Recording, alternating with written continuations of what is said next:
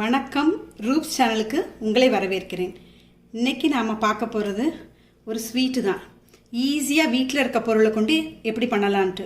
ஒரு மைதாவும் பட்டரும் இருந்துச்சுன்னா போதும், நம்ம டக்குன்னு ஒரு செகண்டில் நம்ம இந்த ஸ்வீட்டை பண்ணிடலாம். இப்போ சிப்பி செய்கிறதுக்கு தேவையான பொருட்கள் என்னென்னங்கிறத நம்ம பார்த்துடலாம். நாட்டுக்கோழி முட்டை 4 எடுத்துக்கிடுங்க. ஏன்னா 2 கிளாஸ் நான் மைதா எடுக்க போகிறேன்.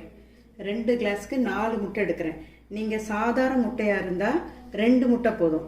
இது நாட்டுக்கோழி முட்டை, எங்கள் வீட்டில் போட்ட கருங்கோழி முட்டைங்கிறனால சின்னதாக தான் இருக்கும். அதனால் ஒரு கிளாஸ்க்கு 2 முட்டைங்கிற விதமாக 4 முட்டை எடுத்திருக்கேன். சாதாரண முட்டைன்னா 2 தான்.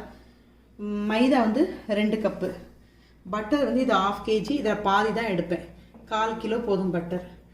சர்க்கரை இது மைதா 2 டம்ளருங்கனால சர்க்கரை 1 டம்ளர் சர்க்கரை. பொரிக்கிறதுக்கு தேவையான எண்ணெய். இதுதான் தேவையான பொருட்கள். பட்டரை இப்போ நான் லேசாக மெல்ட் பண்ணி வச்சுருக்கேன். லேசாக ஹீட் பண்ணி 1/4 கிலோ பட்டரை மெல்ட் பண்ணி வச்சுருக்கேன். 1 கப் சுகரை நல்லா அரைச்சி வச்சுருக்கேன். இப்போ பட்டரில் நம்ம சுகரை போட்டுடலாம்.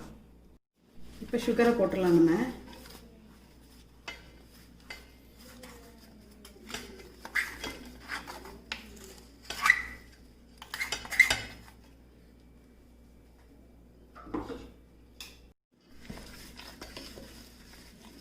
சுகரை கொஞ்சம் லேசாக கலக்கிக்கலாம். கொஞ்சம் மெல்ட் ஆகட்டும் சுகர். அடுத்தது நம்ம முட்டையை உடைச்சி ஊற்ற போகிறோம்.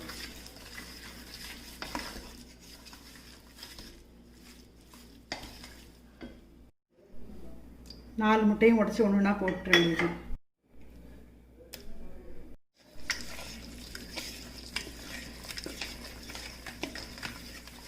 இப்போ முட்டை போட்டுட்டு நல்லா கொஞ்சம் கலக்கி விட்டுக்கலாம். கலக்கி விட்டுட்டு அதுக்கப்புறம் நம்ம மைதாவை கொஞ்சம் கொஞ்சமாக மைதாவை சேர்த்து கலக்க வேண்டியது.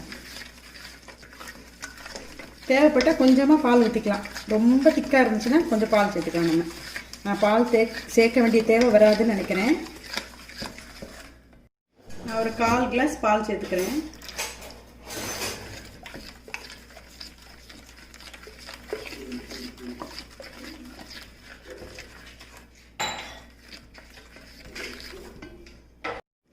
ரெண்டு கிளாஸ் மைதா போடணும். 2 கிளாஸ் மைதா போட்டாச்சு. இதை நல்லா கிளறி வைக்கணும்.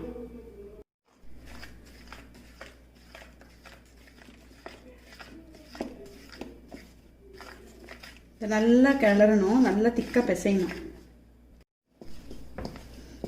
நான் இது மைதாவில் செஞ்சுருக்கேன். நீங்கள் இது கோதுமையில் வேணாலும் செய்யலாம். கோதுமையில் செஞ்சால் நல்லா ஹெல்தி. இன்னும்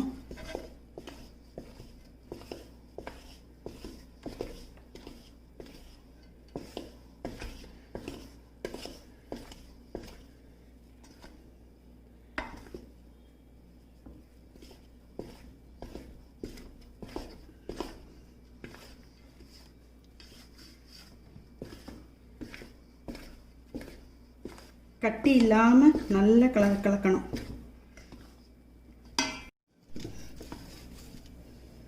திக்காக சப்பாத்தி மாவு பதத்துக்கு நம்ம பிசைஞ்சுக்கிடணும். அப்புறம் கல்லில் போட்டு இதை உருட்டிட்டு நம்ம இதை எண்ணெயில் போட்டு பொரிச்சு எடுக்க வேண்டியதுதான். இப்போ இதை ஒரு 1/2 அன் ஹவர் ஒரு பவுலில் போட்டு மூடி வச்சுருங்க. 1/2 அன் ஹவர் கழித்து நம்ம செய்யலாம். இப்போ 1/2 அன் ஹவர் ஆயிடுச்சு. நல்லா சாஃப்டாக ஆகிடுச்சு மாவு. நம்ம இப்போ இதை உருட்டிடலாம். இப்போ நம்ம மேடையில் கொஞ்சம் மைதா மாவு போட்டு கொஞ்சம் டஸ்டிங் பண்ணிவிட்டு அதுக்கப்புறம் ஒட்டாமல் இருக்கிறதுக்காக பண்ணுறேன். அதுக்கப்புறம் மாவு எடுத்து போட்டு நம்ம உருட்டிடலாம்.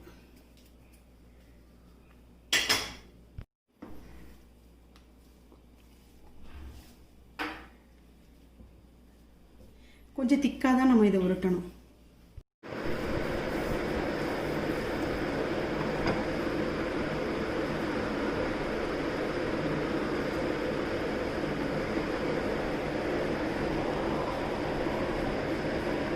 எப்படி கரெக்டாக சதுரமாக உருட்டிக்குங்க. மேலேயும் கொஞ்சம் டஸ்டிங் பண்ணிக்கலாம். ஏதாவது ஒரு கட்டர் இருந்துச்சுன்னா, பிஸ்கட் கட்டர் இருந்துச்சுன்னா அதை வச்சு கட் பண்ணி எடுத்துக்கலாம்.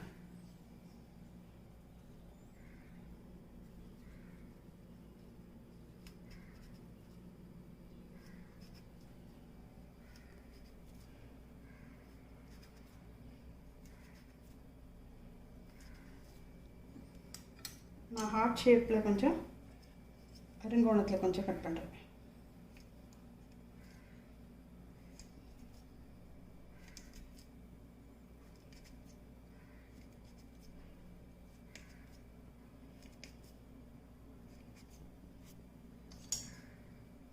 இதை எண்ணெயை காய வச்சிடலாம். எண்ணெய் காஞ்ச உடனே பொரிச்சு எடுத்துடலாம். பொரிச்சு எடுத்துடலாம். நம்ம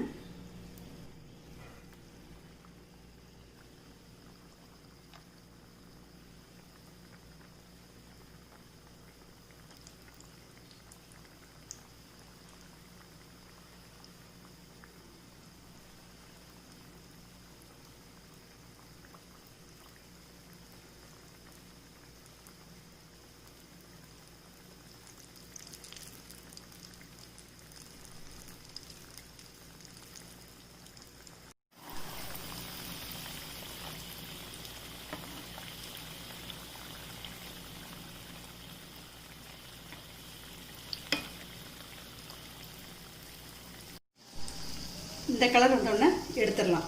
ரொம்ப கருக விட வேண்டாம். நான் மொத்தத்தையும் எடுத்துகிட்டு உங்களுக்கு காட்டுறேன்.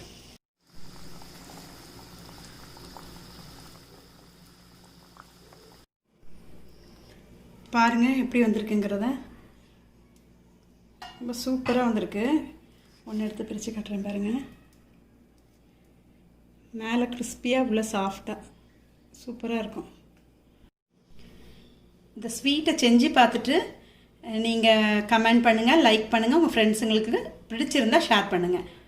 மறக்காமல் பெல் ஐக்கானை கிளிக் பண்ணுங்கள்.